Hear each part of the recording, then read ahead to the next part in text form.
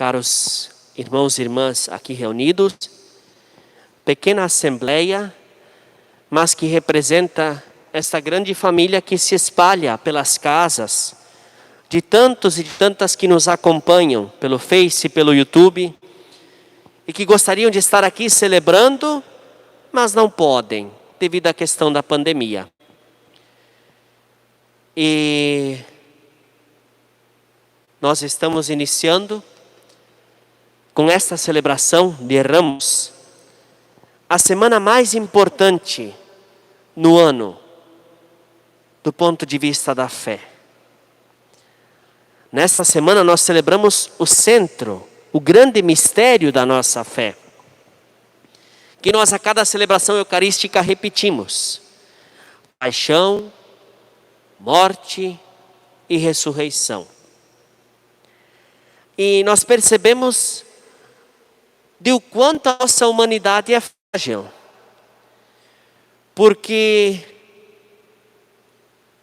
este povo que recebe, que aclama Jesus, que o saúda com hosanas, este povo pouco tempo depois, junto com a multidão, incitados por aqueles que são perversos, por aqueles que são agitadores, movidos pela inveja, como diz o Evangelho, este mesmo povo pedia para ser crucificado. Este que há tão pouco tempo era chamado de rei, bendito aquele que vem, agora deveria ser crucificado.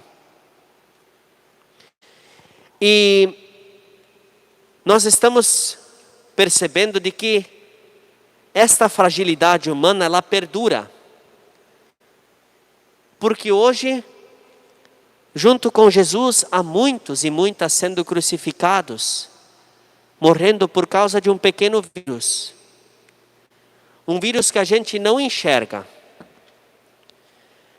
E talvez nós, como humanidade toda, nós já repetimos, ou se não o fizemos, temos vontade de fazer, assim como Jesus o fala do alto da cruz.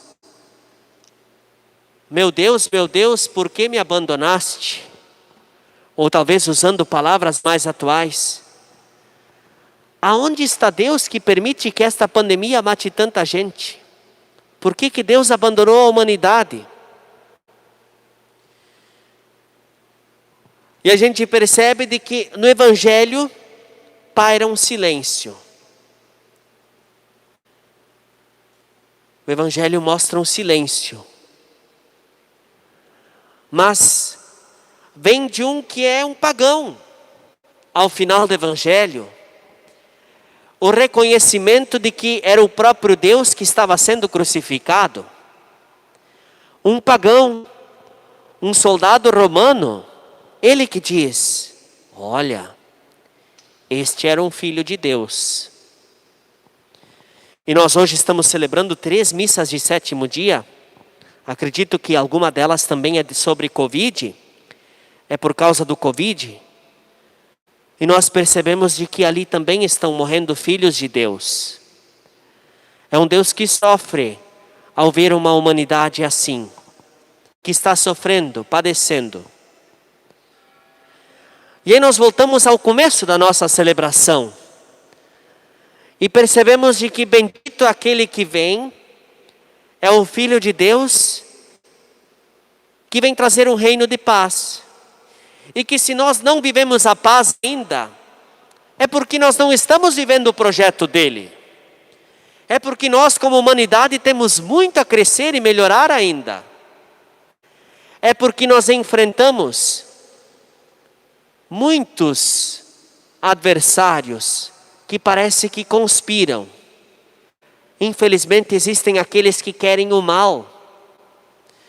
Que quando aparece a dificuldade, ao invés de nós nos unirmos, querem que a multidão se disperse. Porque assusta ver este homem simples entrando em Jerusalém, trazer um projeto de vida para todos. Para aqueles que querem ter poucos privilégios, não querem que a multidão tenha vida. Assusta ver a multidão unida, reconhecendo que existe um rei que vem trazer paz para o povo. Nem todos querem que este projeto prospere. Por isso nós precisamos tomar muito cuidado. Nós percebemos também muitas pessoas que estão sendo agitadoras, movidas pela inveja, assim como aconteceu naquela época. Porque a inveja ela é um pecado que a gente não comete sozinho. A inveja é um pecado que nos faz cometer muitos outros pecados. A inveja faz com que a gente seja capaz de falar mal uns dos outros. A inveja faz com que a gente seja capaz de difundir fofocas, de espalhar mentiras. A inveja faz com que a gente seja capaz de desejar o mal para as outras pessoas. A inveja é um pecado que abre as portas para muitos outros. Pilatos soube que era por inveja, mas não tomou nenhuma providência. Pilatos não estancou, foi conivente. E a gente viu o resultado que deu. Um justo morrendo, padecendo. Infelizmente, vemos hoje inocentes falecendo. Não precisava ser assim. Podia ser diferente. Continuam pessoas sofrendo que não precisariam sofrer. Bastasse que nós nos uníssemos. Que nós, ao invés de brigarmos, de sermos invejosos ou gananciosos, que nós nos uníssemos. Esta passagem continua sendo atual. Jesus continua sofrendo. Assim como o Filho de Deus foi crucificado naquela época, hoje os filhos de Deus continuam padecendo. Mas lembremos de que este Deus que hoje parece que fica em silêncio, Ele vai dar esperança para o povo de novo. Jesus entra como esperança para o povo, na cidade. Este projeto é morto. Este projeto é acabado pela mão dos homens. Mas Deus não deixa a humanidade desamparada. Deus dá esperança.